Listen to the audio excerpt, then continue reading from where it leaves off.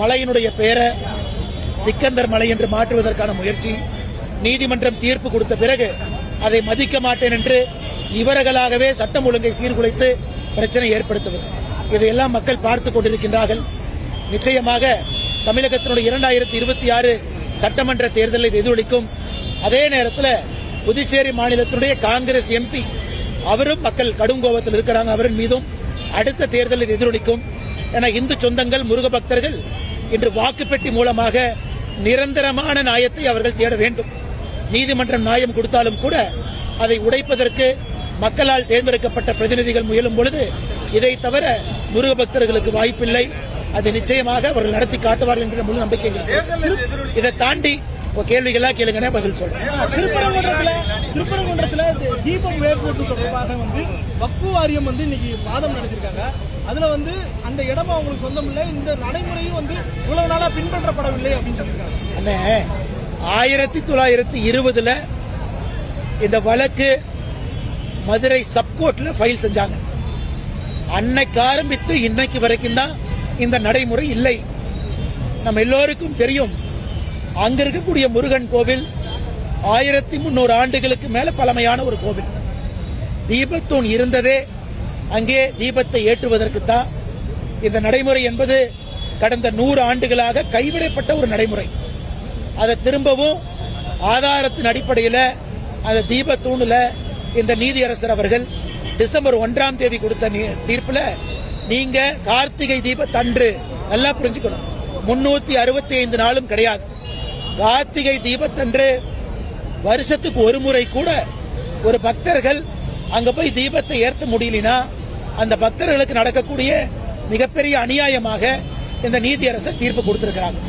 அதுவும் உங்களுக்கு தெரியும், 1995 ஆர்டிஓ ஆபீஸ்ல நடந்த பீஸ் கமிட்டி மீட்டிங்ல தர்காவை சார்ந்தவர்கள் தீபத்தை ஏற்றுவதற்கு எந்த அப்செக்ஷன் இல்லைன்னு சொன்னாங்க.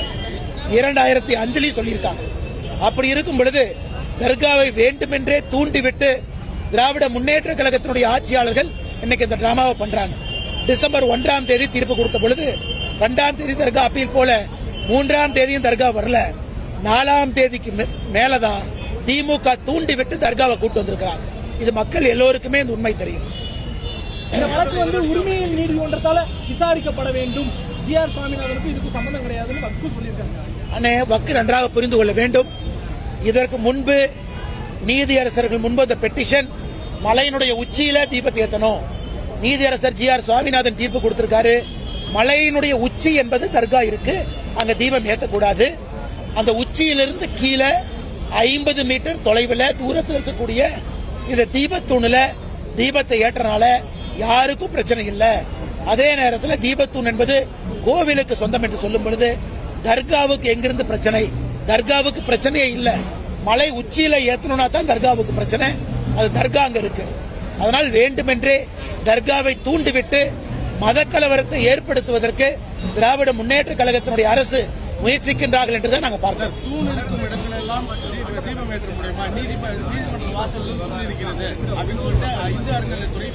அண்ணா, இங்கே அடுத்து வரணும். இங்கே தூண் இருக்கு, அங்கே தூண் இருக்கு. நாம் கேட்பது தீபத்தூண். நாம் கேட்பது விளக்கு ஏற்றுவதற்காக இருக்கக்கூடிய தூண்.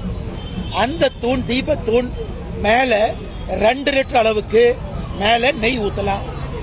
எத்தனையோ பண்டைய சமீப தமிழ் இலக்கணத்துல தீபத்தூணை பத்தி எழுதியிருக்கிறாங்க. உச்சி பிள்ளையார் கோவில் தூணை பத்தி எழுதியிருக்காங்க. அதற்கான வரலாற்று சான்று இருக்கு. அப்படி இருக்கும் பொழுது எல்லா தீபத்திலும் ஏற்ற வேண்டும் என்று கேட்கவில்லை, தீபத்தூணில் ஏற்ற வேண்டும் என்று கேட்டிருக்கின்றார்கள். இன்னைக்கு இந்த அறநிலைத்துறை சார்பாக வாதாடிய வக்கீல் ஜோதி என்ன சொல்றாரு? முருகனுக்கு 2 மனைவி இருக்கிறதுக்காக 2 தூண்ல ஏற்ற முடியுமா? இது நான் கேட்கிறோம். மாநில அரசு ஒரு முருக பக்தர்கள் முன்பு மண்டியிட்டு மன்னிப்பு கேட்கணும். இந்த வாதத்தை வைத்ததற்கே மன்னிப்பு கேட்கணும். முருகனுக்கு 2 மனைவி இருப்பதற்காக 2 தூணிலே ஏற்ற முடியும் என்று அறநிலைத்துறை சார்பாக வாதாடி இருக்கக்கூடிய ஜோதி சொல்றாருன்னா, எங்களை பொறுத்தவரை திமுக அரசுடைய கருத்தாகத்தான் நாங்க பார்க்கிறோம். திமுக கிளாரிஃபை பண்ணணும் அவர்களுடைய கருத்தா. அதனால் எல்லா தூணும் கேட்கல, தீபத்தூண் தான் கேட்கிறாங்க.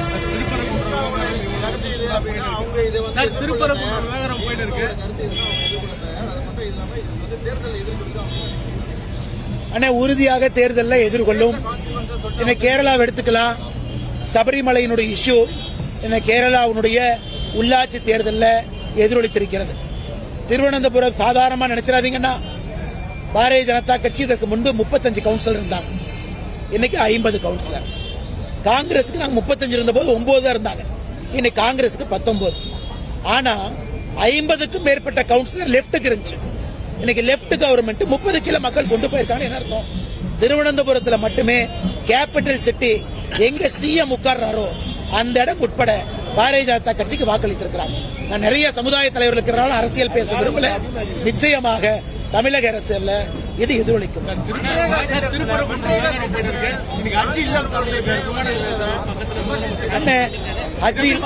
ஹஜ் இல்லத்தை தொடங்க தப்பில்ல, கிறிஸ்துமஸ் விழாக்கு போங்க தப்பில்ல. இந்து சமுதாயத்தையே புண்படுத்துறீங்க, அது தப்புன்னு தான் நாங்க கேட்கிறோம். மற்ற சமுதாயத்துக்கு கூட இருங்க, எல்லா சமுதாயத்துக்கு கூட நாங்களும் இருக்கோம். இந்து முன்னணி என்கின்ற பெயர் இருக்கக்கூடிய இயக்கம் மூத்த இயக்கம். அவங்க ஏதாவது இஸ்லாமியருக்கு கிறிஸ்தவருக்கு தொந்தரவு கொடுத்தாங்களா? அவங்களும் ஆதரவா தான் இருக்கிறாங்க. இந்துக்களுக்கு எதிராக பிரச்சனை வரும்பொழுது வெகுண்டு எழுதுறாங்க. இங்க இருக்கக்கூடிய நாங்கள் யாருமே இஸ்லாமியர்களுக்கோ கிறிஸ்தவர்களுக்கோ எதிரானவர்கள் கிடையாது, எதிரானவராக மாற மாட்டோம். நாங்க இந்துக்களுடைய உணர்வை கொச்சைப்படுத்துறீங்க, தவறு செய்யறீங்கிற தட்டி கேட்கிறோம். அது எங்களுடைய உரிமை, எங்கள் கடமை. திமுக திட்டத்தில் காந்தியோடைய பேரை அவங்க எடுத்திருக்காங்க. தெரியாத ஒரு மொழி, அதாவது இந்திய தெரியாத ஒரு மொழி, புரியாத ஒரு பாட்டில் எல்லாம் ப. சிதம்பரமும் விமர்சனம். அண்ணா 2005 100 நாள் வேலை வாய்ப்பு திட்டம் வந்த பொழுது கூட மகாத்மா காந்தி ஐயாவுடைய பெயர் இல்ல. இன்னைக்கு ப. சிதம்பரம் ஐயாவுக்கும் காங்கிரசுக்கும் நான் சொல்றேன், நீங்க 2005 திட்டத்தை கொண்டு வந்த பொழுது மகாத்மா காந்தி ஐயாவுடைய பேர் வச்சீங்களா? வைக்கல. அன்னைக்கு திட்டத்தினுடைய பெயரே வேற. நீங்க மகாத்மா காந்தி ஐயா பேரையே 2008-9 தான் வச்சீங்க. காங்கிரஸ்காரங்க இன்னைக்கு கபட நாடகம் போடக்கூடாது. திட்டம் வந்த பொழுதே மகாத்மா காந்தியினுடைய பேரை வைக்காதவங்க 2008-9 2009 தேர்தல் வந்த பொழுதுதான் மகாத்மா காந்தி ஐயா பேரை வச்சவங்க. எங்களுக்கு பாடம் எடுக்காது. மகாத்மா காந்தி ஐயாவின் மீது மிகப்பெரிய மரியாதை இருக்கக்கூடிய ஒரு தலைவர் இன்னைக்கு இந்தியாவில் யார் இருக்காங்கன்னா, பாரத பிரதமர் நரேந்திர மோடி அவர்கள். எங்களுடைய ஸ்வச்ச பாரத் திட்டம் முதல் நாளே மகாத்மா காந்தி ஐயாவுடைய பெயரை பாரத பிரதமர் நரேந்திர மோடி அவர்கள் வச்சார். இது வரலாற்று உண்மை. இன்னைக்கு 2025 20 ஆண்டுகள் கழித்து இந்த திட்டத்தில் சில நடைமுறை மாறுதல்கள் கொண்டு வந்திருக்கின்றோம். என்ன? 2005 வந்த பொழுது இந்தியாவுடைய ஏழை எண்ணிக்கை என்ன? 28%. இன்னைக்கு இந்தியாவுடைய ஏழை எண்ணிக்கை என்ன? Less than 1%. எக்ஸ்ட்ரீம் பாவர்ட்டி என்கின்ற வார்த்தை உலக வங்கி சொல்றாங்க. Less than 1%. அன்னைக்கு வந்த 100 நாள் வேலை வாய்ப்பு திட்டமோ இன்னைக்கு இருக்கக்கூடிய 100 நாள் வேலை வாய்ப்பு திட்டமோ வேறு காலகட்டத்தில் மக்களுக்காக இருக்கக்கூடிய திட்டம். அப்ப திட்டங்களும் மாறணும். ஒரே திட்டத்தை 50 ஆண்டு காலம் ஒரே மாதிரி நடத்த முடியாது. மக்கள் மாறிட்டாங்க, எக்ஸ்ட்ரீம் பாவர்ட்டி மாறிடுச்சு. 2005 100 நாள் இன்னைக்கு கொண்டு வந்திருக்கக்கூடிய இதே திட்டம் மாறுதல்ல 125 நாள். அதை பத்தி சிதம்பரம் ஏன் பேச மாட்டாரு? அதை பத்தி காங்கிரஸ்காரங்க ஏன் பேச மாட்டாங்க? 100 நாள் இருந்தது 125 நாள். திராவிட முன்னேற்ற கழகத்தினுடைய தேர்தல் வாக்குறுதி 2021 தேர்தல் வாக்குறுதியில 100 நாள் வேலை வாய்ப்பு திட்டத்தை 150 நாளாக உயர்த்துவோம் சொன்னாங்க. ஏன் உயர்த்தல? நீங்க 100 நாள் வேலை வாய்ப்பு திட்டத்தை 150 நாளாக உயர்த்துவோம் என்று சொன்ன திமுக உயர்த்தல. ஆனா நாம தேர்தல் வாக்குறுதியை கொடுக்காம 100 நாள் திட்டத்தை 125 நாளாக உயர்த்தி இருக்கின்றோம். அதை எனக்கு குற்றம் சுமத்துறாங்க. இரண்டாவது, மாநில அரசு புரிந்து கொள்ள வேண்டும், 100 நாள் வேலைவாய்ப்பு திட்டம் என்பது மக்களுக்கு நாம கொடுக்கக்கூடிய இலவசம் கிடையாது. அது மக்களுடைய உரிமை. அவங்க வேலை செஞ்சு கம்பீரமா வைராகியத்தோடு உழைத்து சம்பாதிக்கிறாங்க. இன்னைக்கு மத்திய அரசு என்ன சொல்றது? இத்தனை ஆண்டு காலமாக மத்திய அரசு 100க்கு 100 பணம் நாம கொடுத்தோம். இன்னைக்கு 60 ரூபாய் நாங்க கொடுக்கிறோம், 40 ரூபாய் மாநில அரசு கொடுக்கறாங்க. மாநில அரசு சும்மா சொல்லல, மத்திய அரசு வரக்கூடிய பணத்தை மாநில அரசுக்கு நிதி பகிர்மானம் பண்ணியிருக்கிறோம். யூபிஏ காலகட்டத்தை விட 4 முறை அதிகமா நிதி திரும்ப கொடுக்கிறோம். அப்படி இருக்கும் பொழுது நாம் சொல்லுகின்றோம் 2 பேர் சேர்த்து நடத்துவோம். உங்க மாநிலத்தில் 100 நாள் வேலைவாய்ப்பு திட்டத்தில் உருவாகக்கூடியது உங்க மாநிலத்தினுடைய வளர்ச்சி. தமிழ்நாட்டில் உருவாகக்கூடிய 100 நாள் வேலைவாய்ப்பு திட்டத்தில் வரக்கூடிய டேங்கோ, பண்டோ, வாய்க்காலோ, குளமோ, ஏரியோ தமிழ்நாட்டுக்கு பயன்படுது. அப்படி இருக்கும் பொழுது மத்திய அரசு 60 ரூபாய் நாங்க கொடுக்கிறோம், 40 ரூபாய் நீங்க கொடுங்கன்னு சொல்றாங்க. இதுல என்ன தப்பு? அதனால் எதிர்க்கட்சி நண்பர்கள் வேண்டுமென்றே திராவிட முன்னேற்ற கழகம் போடக்கூடிய கபட நாடகம் பேரை மாத்திட்டாங்க. மகாத்மா காந்தி அவர்களுடைய பெயரை இந்தியாவில் எப்பொழுதும் எல்லா இடத்துல இருப்பாங்க. திட்டங்கள் மாறி இருக்கிறனால, திட்டத்தினுடைய தன்மை மாறி இருக்கிறனால விக்ஷித் பாரத் என்கின்ற பெயரை வச்சிருக்கிறாங்க. இது மகாத்மா காந்தி ஐயாவுடைய கனவு. விக்ஷித் பாரத், வளர்ந்த நாடு, வளர்ந்த பாரதம் என்கின்ற பெயரை கொண்டு வந்திருக்கிறோம். மகாத்மா காந்தி ஐயாவே ஒப்புக்கொள்வாங்க. அதற்காகத்தான் போராடி அந்த சுதந்திரத்தை பெற்றாங்க. வளர்ந்த பாரதம் என்பதற்காக விக்ஷித் பாரத் பேரு.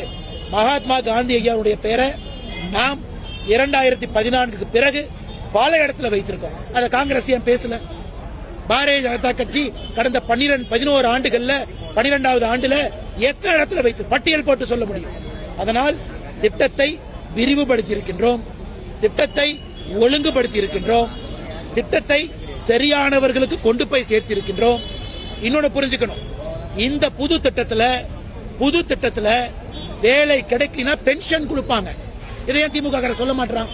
நான் வேலைக்கு அப்ளை பண்ணிட்டேன், என் பஞ்சாயத்தில் அப்ளை பண்ணிட்டேன், 15 நாள் கழித்தும் பஞ்சாயத்து எனக்கு 125 நாள் திட்டத்தில் வேலை கொடுக்கலனா அவர்களுக்கு வேலை இல்லாததற்காக பென்ஷன் கொடுக்கணும். முதலாக இந்த திட்டத்தில் கொண்டு வந்திருக்கோம். பிரான்ஸ்ல, ஐரோப்பிய நாடுகள் இருக்கக்கூடிய திட்டம் இது. நான் வேலை கேட்கிறேன், உன்னால வேலை கொடுக்க முடியலனா இன்னைக்கு ஏழை தாய்மார்களுக்கு, பெண்மணிகளுக்கு 15 நாள் கழித்து லோக்கல் பஞ்சாயத்து வேலை கொடுக்கலனா அவர்களுக்கு வேலை இல்லாததற்காக பென்ஷன் கொடுக்கக்கூடிய அரசா மாறி இருக்கும். இவ்வளவு நல்லது இருக்கு. அதையெல்லாம் விட்டுட்டு திராவிட முன்னேற்ற கழகமும் காங்கிரசும் பொய்யை கையில் எடுத்து வண்டியாக காலையிலிருந்து மக்கள் முன்னாடி வைக்கிறாங்க. இதை நாங்கள் அனைவரும் வன்மையாக கண்டிக்கிறோம்.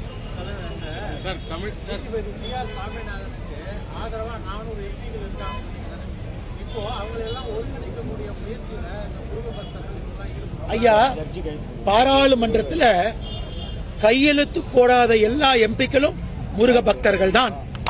543 மைனஸ் 120 423 423 எம்பிக்கள் சிவபக்தர்கள், முருக பக்தர்கள். அவங்க இருக்கும் பொழுது எப்படி ஜெயிப்பாங்க? பாயிண்ட் 1. இரண்டாவது, ஜி.ஆர். சாமிநாதனை பதவி இறக்க வேண்டும் என்று 120 எம்பி கையெழுத்து போட்டாங்க. 550 நீதியரசர்கள் சுப்ரீம் கோர்ட்ல இருந்து லோக்கல் கோர்ட் வரைக்கும் அவங்க கையெழுத்து போட்டிருக்காங்க. இது தவறு. நீதியரசரை நீங்க பதவி இறக்குவதற்காக கொடுக்கப்பட்டது தவறுன்னு சொல்லியிருக்காங்க. அப்ப திரு ஜி.ஆர். சுவாமிநாதன் அவர்களுக்கு இந்திய அளவில் வக்கீல்கள், லாயர்ஸ், உச்ச நீதிமன்றத்தினுடைய முன்னாள் நீதிபதிகள் இந்திய அளவில் ஜி.ஆர். சாமிநாதன் அவர்களுக்கு ஆதரவு கொடுக்கிறாங்க. நண்பர் நல்லா புரிஞ்சுக்கணும், மூத்த பத்திரிகையாளர் நீங்க. ஐயா, இன்னைக்கு கையெழுத்து போட்டது ஜி.ஆர். சுவாமிநாதன் இறக்குவதற்கு இல்ல.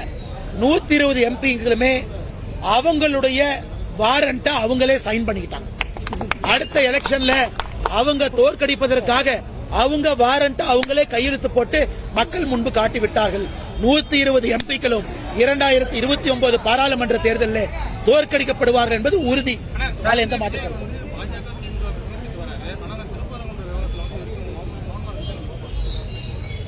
கம்முன்னு இருக்க வேண்டிய இடத்துல கம்முன்னு இருக்கணும், கும்முன்னு இருக்க வேண்டிய இடத்துல கும்முன்னு இருக்கணும். இது யார் சொல்றது? திரு விஜய் அவர்கள். அரசியல் அப்படி இருக்க முடியுமானே? கம்முன்னு இருக்க வேண்டிய இடத்துல கம்முன்னு இருப்பேன், கும்முன்னு இருக்க வேண்டிய இடத்துல கும்முன்னு இருப்பேன். திரு விஜய் அவங்ககிட்ட கேளுங்க, ஐயா கம்முன்னு இருங்க, கும்முன்னு இருங்க, பேச வேண்டிய இடத்துல பேசுங்கன்னு நீங்க விஜய்கிட்ட சொன்னாவே நல்ல அரசியல்வாதியாக வருவார். இவ்வளவு பிரச்சனை நடக்குது, இவ்வளவு சண்டைகள் நடக்குது. நான் பேசவே மாட்டேன், நான் வேடிக்கை மட்டும் பார்ப்பேன்னா உங்களை நம்பி எப்படி மக்கள் ஆட்சி பொறுப்பு கொடுப்பாங்க? தப்பா தப்புன்னு சொல்லுங்க, சரியா சரின்னு சொல்லுங்க. ரோட்டுக்கு இந்த பக்கம் இருங்க அல்லது ரோட்டுக்கு இந்த பக்கம் இருங்க, நடுவில் நின்னா எப்படிங்க ஐயா? வண்டி நடுவில் தானே வரும். அதனால திரு விஜய் அவர்கள் நியாயப்படி மக்களுடைய உணர்வு இன்னைக்கு எந்த பக்கம் இருக்கு? திருப்பரங்குன்றத்திலே தீபம் ஏற்றப்பட வேண்டும் என்று இருக்கும் பொழுது அவங்களுடைய ஆதரவு எந்த பக்கம் இருக்கணும்? நான் பேசவே மாட்டேன்னா அது எந்த விதமான அரசியல்? நான் தமிழ்நாட்டில் தொடர்ந்து சொல்றது, விஜய் அரசியல் இருக்கட்டும், அவர் சித்தாந்தத்தை சொல்லட்டும், மக்கள் ஓட்டு போட்டு முடிவெடுக்கட்டும். அப்படி இருக்கும் பொழுது எனக்கு ஒரு விஷயம் நான் பேசுவேன், ஒரு விஷயம் நான் பேச மாட்டேன்னா, இதே விஜய் அவர்கள் புதுச்சேரிக்கு வந்தார். நம்முடைய ஆட்சியில, கூட்டணி ஆட்சியில ஒரு எம்எல்ஏ மந்திரி ஆயிட்டாரு, அவர் சிறுபான்மையர் அப்படிங்கறக்காக அவருக்கு பொறுப்பு கொடுக்கணும் விஜய் பேசினாரா இல்லையாங்கண்ணா? பேசினாரா இல்லையா? அன்னைக்கு சிறுபான்மையர் பேசின விஜய் திருப்பரங்குன்றத்தில் பெரும்பான்மையருக்கு ஏன் பேசல? இதே புதுச்சேரிக்கு வந்து சிறுபான்மையர் எம்எல்ஏவா இருக்காரு, அவருக்கு பொறுப்பு கொடுக்காததற்கான காரணம் அவர் சிறுபான்மையர் பேசிய விஜய் அங்க பெரும்பான்மையர் மக்கள் துன்பத்தில் இருக்கும்போது ஏன் பேசல? அதனால பாண்டிச்சேரி மக்களும் விஜய பார்த்துட்டு இருக்காங்க. பாண்டிச்சேரி மக்களுக்கு உண்மை தெரியும். அதனால் தேர்தல் களத்தில் மோதுவோம், நியாயமான விஷயத்திற்கு ஒன்றாக இருப்போம் என்பதுதான் நான் திரு விஜய் அவர்களுக்கு சொல்லக்கூடிய ஒரு தாழ்மையான கருத்து.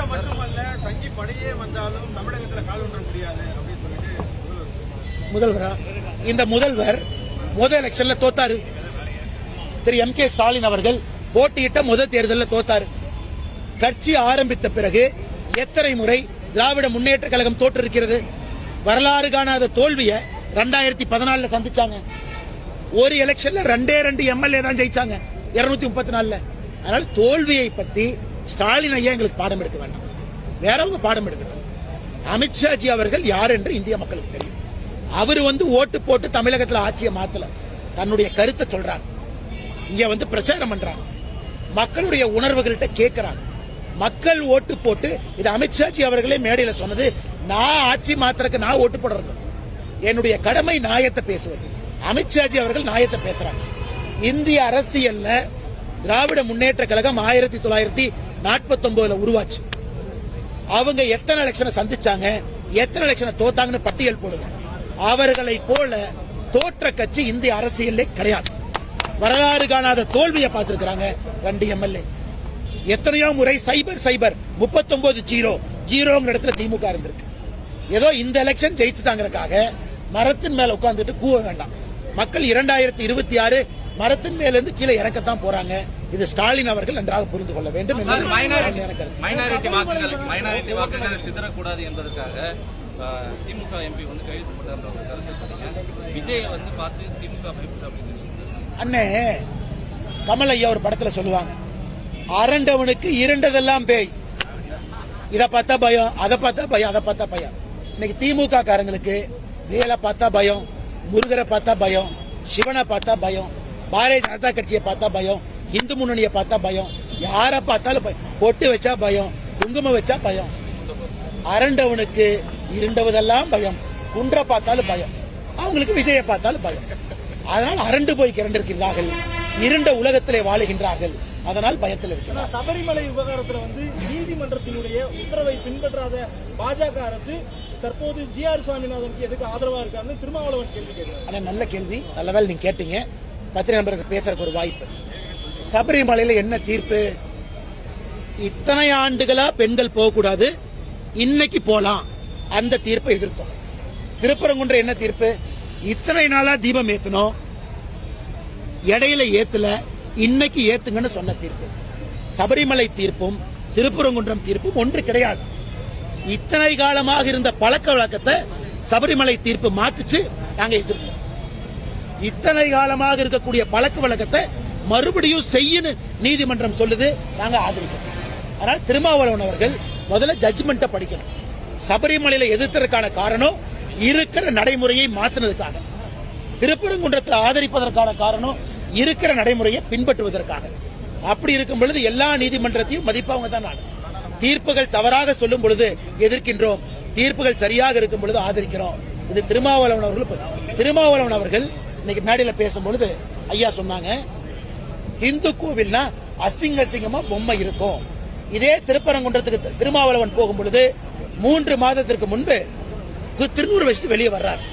ஒரு அம்மா வந்து ஐயா செல்ஃபி எடுக்கணும்னு சொல்லும் பொழுது திருநூரை அழித்து விட்டு செல்ஃபி எடுத்த திருமாவளவன் அவர்கள் திருப்பரங்குன்றத்தை பத்தி பேசுவதற்கு எந்த அருகதையும் இல்லாத ஒரு தலைவர்.